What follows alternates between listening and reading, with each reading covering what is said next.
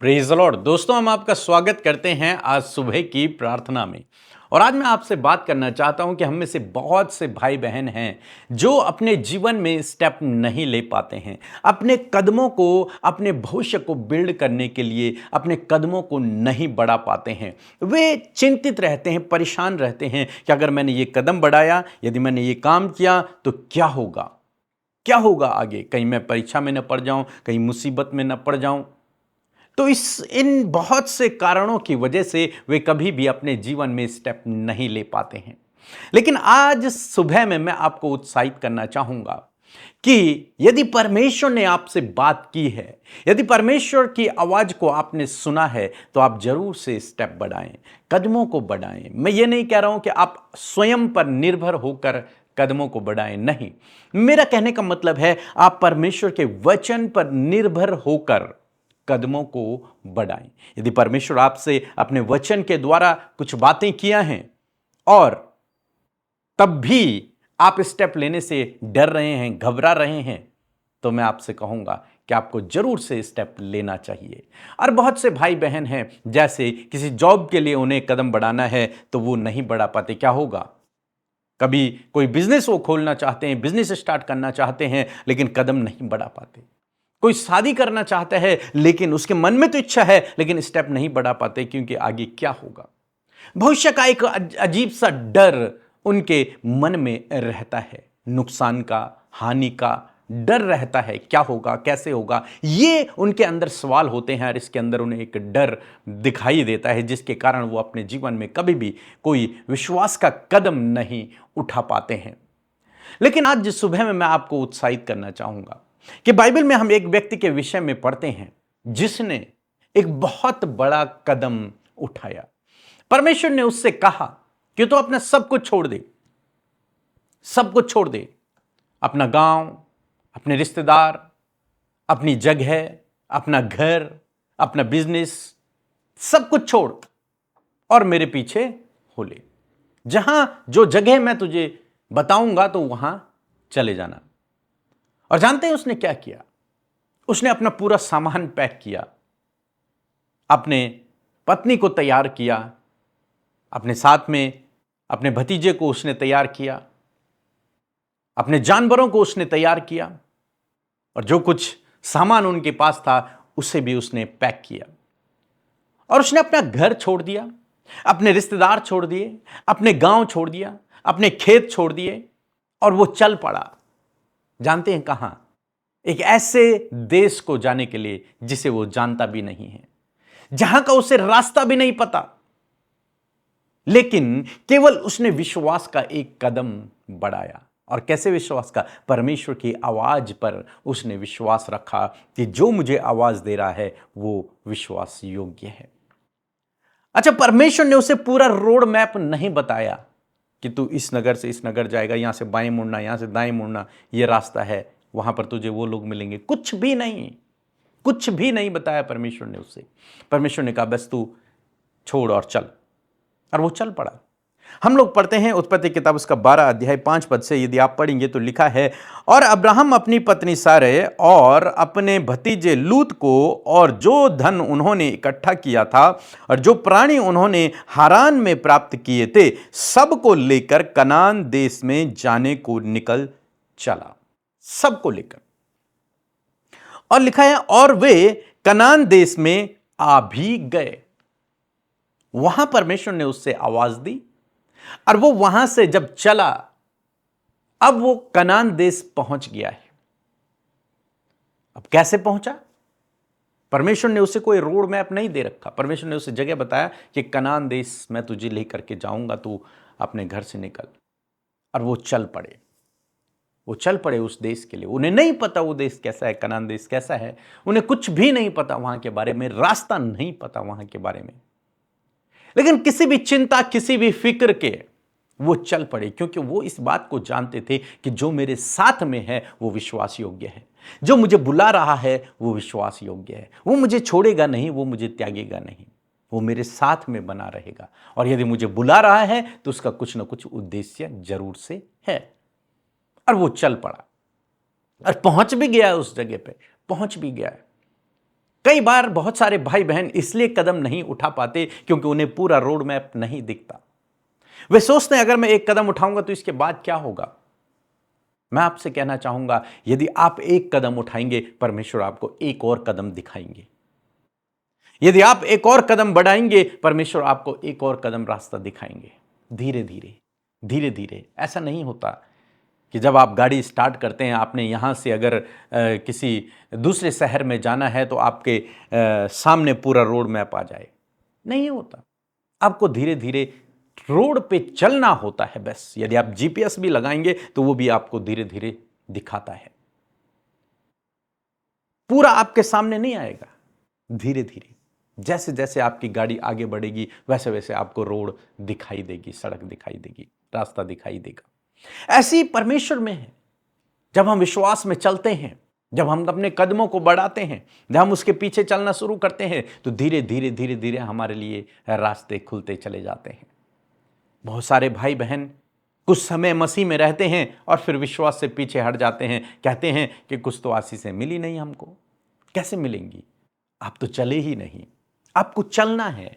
जब आप चलेंगे, विश्वास के कदमों को बढ़ाकर आप चलेंगे, धीरे धीरे आपके लिए रास्ता खुलता चला जाएगा। आप रास्ते को खुलते हुए देखेंगे और एक समय ऐसा आएगा जब अब्राहम की तरह आप भी कनान देश पहुंच जाएंगे।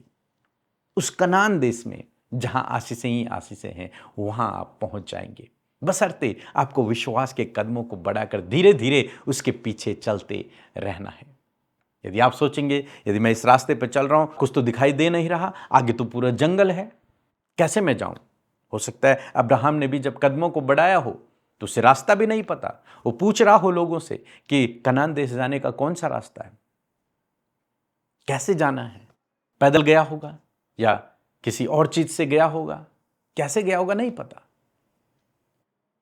लेकिन वो गया, वो रुका नहीं। उसने विश्वास के कदमों को बढ़ाया और जब उसने कदमों को बढ़ाया तो अपनी मंजिल तक पहुंच गया। आज बहुत सारे भाई बहन अपने मंजिल तक इसलिए नहीं पहुंच पाते क्योंकि वो कदम नहीं बढ़ाते। वे केवल सोचते हैं, वे केवल सोचते हैं, विचार करते हैं, प्लान करते हैं, लेकिन कदम नहीं बढ़ाते। क्या होता अगर अब्राहम भी बैठे बैठे प्लान करता, सोचता रहता, प्रभु स्टार्टिंग कर देना, यहीं से स्टार्ट कर दे, मुझे आशीष देना, तब तो मैं समझूंगा कि हाँ मैं तेरे पीछे चलूंगा तो फिर मुझे आशीष मिलेगी। आपको जानकर हैरानी होगी कि इससे पहले अब्राहम परमेश्वर को नहीं जानता है। वो भी आपकी और मेरी तरह एक अन्य जाति फैमिली से आया है। परमेश्वर ने उसे चुना है। उसके जो मदर फादर हैं वो मूर्ति पूजक हैं, वो दूसरे देवी देवताओं को मानने वाले लोग हैं, लेकिन परमेश्वर ने उस परिवार से अब्राहम को चुना, बुलाया और आज उससे कहा कि मैं तुझे आशीषों के देश में ले जाऊंगा, मैं तुझे आशीष दूंगा। लेकिन वो वहीं पर ठहरा नहीं रहा है। उसने ये नहीं कहा प्रभु तू मुझे यहीं आशीष दे दे, जब मुझे आशीष मिलेगी तब मैं आगे बढ़ूंगा। नहीं, उसने परमेश्वर के वचन पर भरोसा किया और उसने स्टेप बढ़ाया। आज बहुत सारे भाई बहन हैं जो इस ताक में हैं, इस उम्मीद में हैं, इस आशा में हैं कि परमेश्वर पहले मुझे आशीष देगा फिर मैं कदम बढ़ाऊंगा। बहुत सारे हमारे पास ऐसे लोग भी आते हैं जो कहते हैं कि हमारे घर वाले कहते हैं पहले हमें आशीष मिले तब हम चढ़ जाएंगे, तब हम संगति में जाएंगे। ऐसा कहते हैं, वो कदम नहीं बढ़ाते, सोचते हैं पहले आशीष फिर हम कदम बढ़ाएंगे। लेकिन अब्राहम ने क्या किया? उसने ये नहीं देखा कि प्रभु पहले तो मुझे आशीष दे फिर मैं जाऊंगा। नहीं, उसने कदम बढ़ाया और जब कदम बढ़ाया तो आगे चलकर वो उस स्थान तक पहुंचा जो आशीषों की जगह है।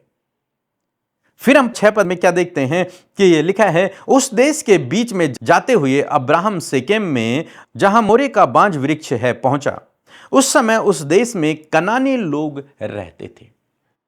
अब ऐसा नहीं है कि अब्राहम वहां पहुंचा और वहां बस गया, वो सब कुछ उसके अंडर में हो गया। नहीं, ऐसा नहीं हुआ। उसने ये नहीं कहा कि हे प्रभु आपने तो कहा था कि मैं तुझे आशीष दूंगा, लेकिन यहां पहुंचते तो ये लोग हैं, ये तो मुझे मार डालेंगे। लेकिन उसने ऐसा नहीं किया, उसने विश्वास किया। जानते कई बार जब आप विश्वास के कदम बढ़ाते हैं तो रुकावटें और बाधाएं भी जीवन में आती हैं। ऐसा नहीं है कि परमेश्वर आपको जिस रास्ते पर गाइड कर रहा है वो रास्ता प्लेन ही होगा, उस रास्ते में कोई रुकावट, कोई बाधा, कोई विरोध नहीं होगा। मुसीबतें आएंगी, स्ट्रगल आएंगे, उबड़ खाबड़ रास्ता मिलेगा आपको, ऊंचा नीचा रास्ता मिलेगा आपको, रुकावटों भरा रास्ता मिलेगा आपको, लेकिन ऐसे समय में आपको परमेश्वर की कॉलिंग पर, उसके वचन पर विश्वास रखना है। और जब आप विश्वास रखेंगे, लिखा है 7 पद में लिखा है, तब यहोवा ने अब्राहम को दर्शन देकर कहा, यह देश मैं तेरे वंश को दूंगा। वहां ऑलरेडी लोग हैं, वो देश लोगों से भरा हुआ है, लेकिन परमेश्वर ने अब्राहम से फिर एक बार बात किया और कहा कि ये जो देश तुझे दिख रहा है, जिसमें अभी तुझे कनानी लोग दिख रहे हैं, ये देश मैं तुझे और तेरे वंशजों को दूंगा। लेकिन अब्राहम की तो कोई संतान नहीं है, अब्राहम की तो कोई संतान नहीं है, लेकिन उसके बावजूद उसने उस वचन पर भरोसा किया कि हां प्रभु, आप जो कह रहे हैं वो सही है। उसने ये नहीं देखा कि प्रभु आप कैसी बात कर रहे हैं, मेरे पहले तो मेरी कोई संतान नहीं है, दूसरा इतने लोग इस देश में रहते हैं, ये कहां जाएंगे, इनका क्या होगा। कुछ भी सवाल नहीं, कुछ भी सवाल नहीं। उसने परमेश्वर के वचन को ग्रहण किया और परमेश्वर ने उससे कहा, ये सब जो तुझे दिखाई देता है ये मैं तुझे दूंगा। क्या होता अगर अब्राहम अपने घर से कदम ही नहीं बढ़ाता, क्या होता।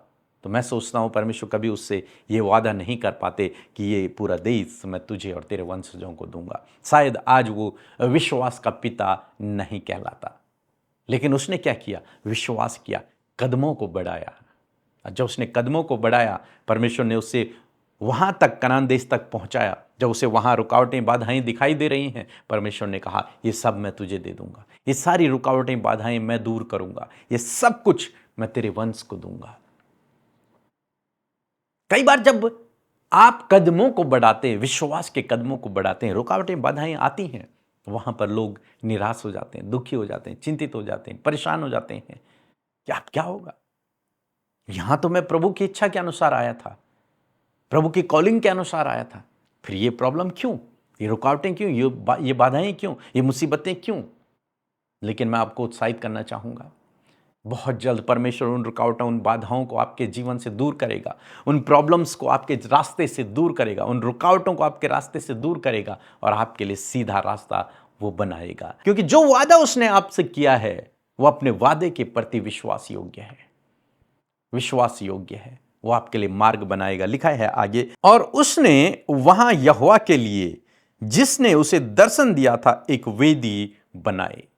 अब्राहम ने उस स्थान पर परमेश्वर के लिए एक वेदी बनाई, परमेश्वर का धन्यवाद देने के लिए, उसके वादे को स्मरण रखने के लिए, उसके सम्मुख प्रार्थना करने के लिए उसने एक वेदी बनाई वहां पर।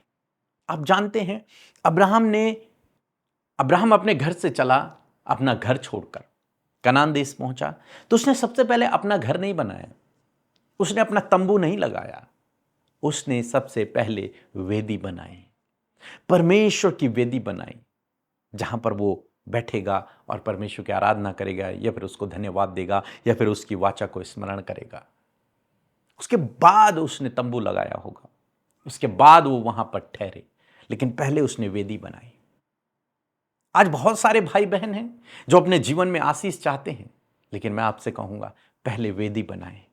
मीन्स मैं हमेशा कहता हूं कि प्रभु के लिए समय निकालें, 1 घंटा प्रतिदिन आप निकालें, बैठें प्रभु के साथ में, एकांत में 1 घंटा प्रभु के साथ में बैठें, वहां पर भजनों को गाएं, उसका धन्यवाद करें, वचन पढ़ें और प्रार्थना करें, उसके साथ में समय को व्यतीत करें, उसकी आवाज को सुनें।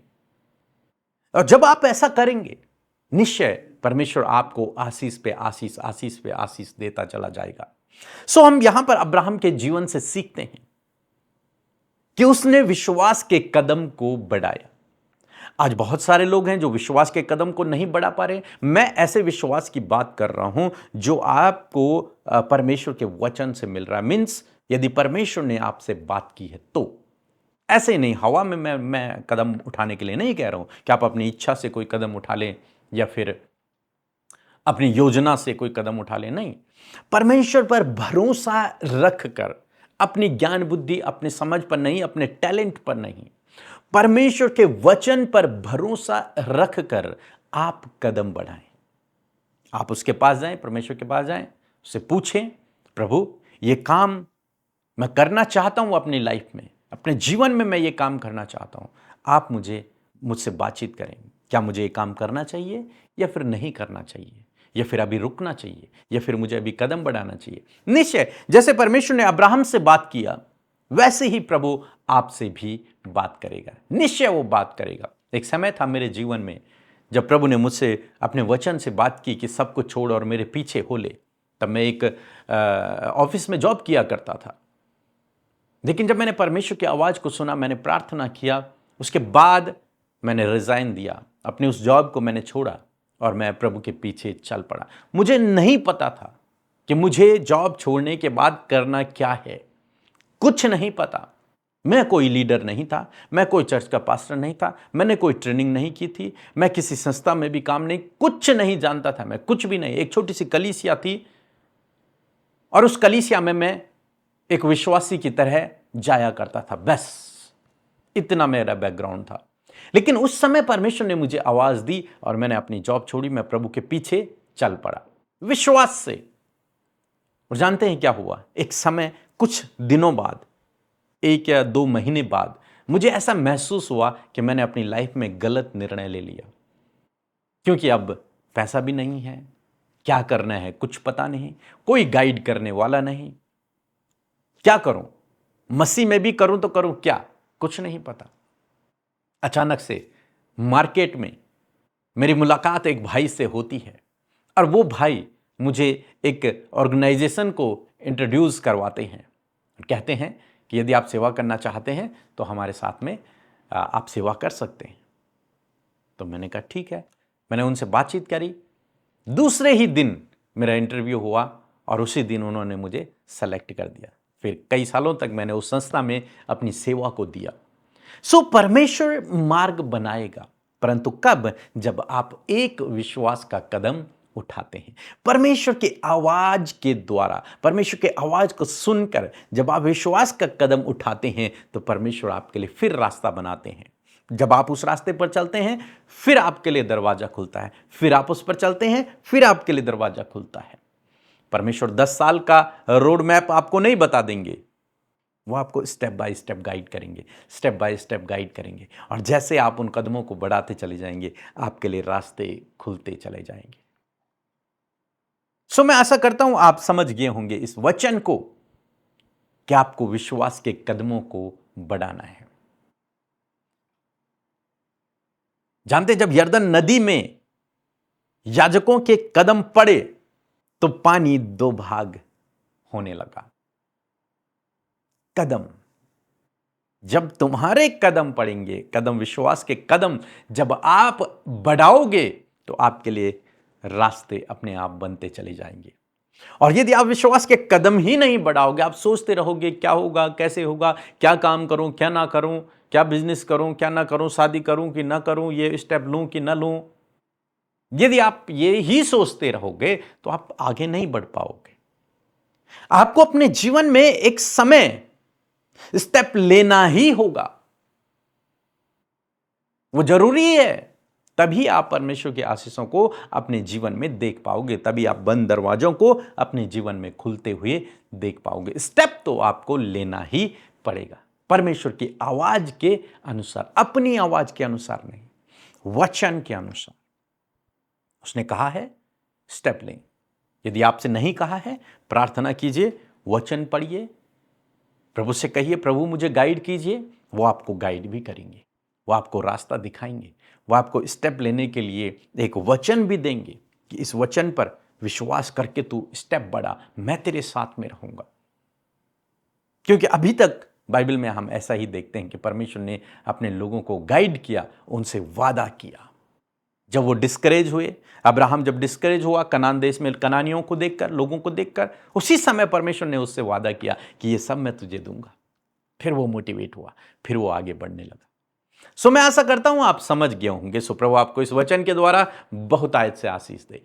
प्रभु, मैं हर दिन प्रार्थना करती हूँ, हर रात रोती हूँ, फिर भी ऐसा क्यों लगता है जैसे मेरी आवाज आप तक पहुंच ही नहीं रही। मुझे प्रार्थना करना ही नहीं आता। आओ यीशु से प्रार्थना करना सीखें।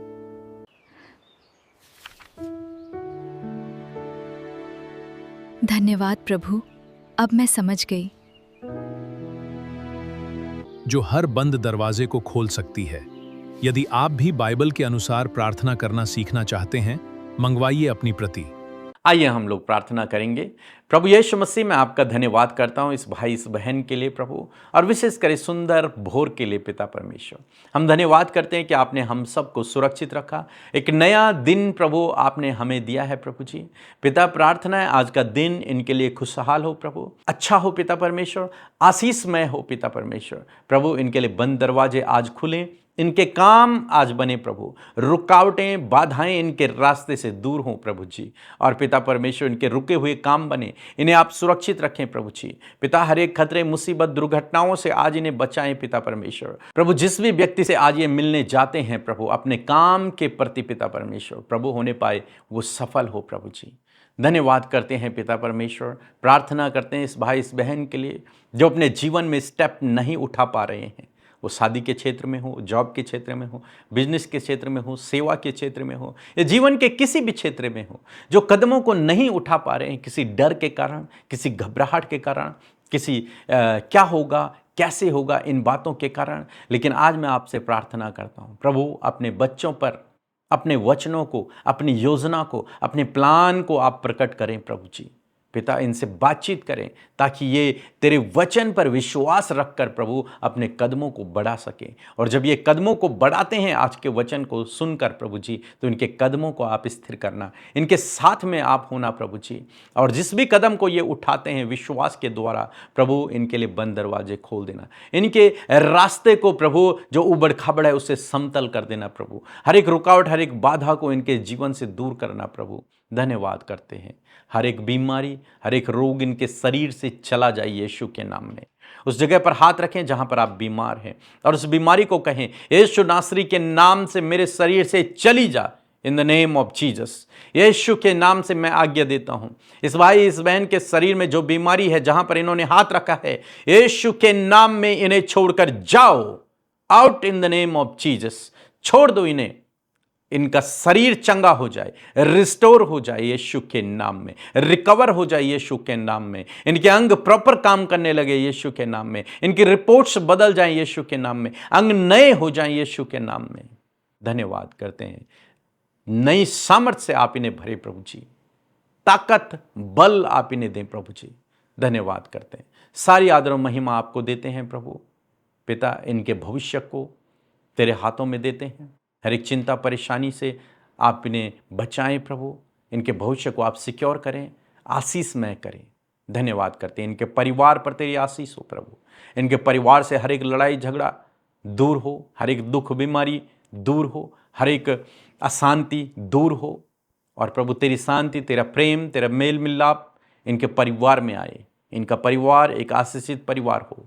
धन्यवाद करते हैं, यीशु के नाम से इस प्रार्थना को मांगते हैं, आमीन।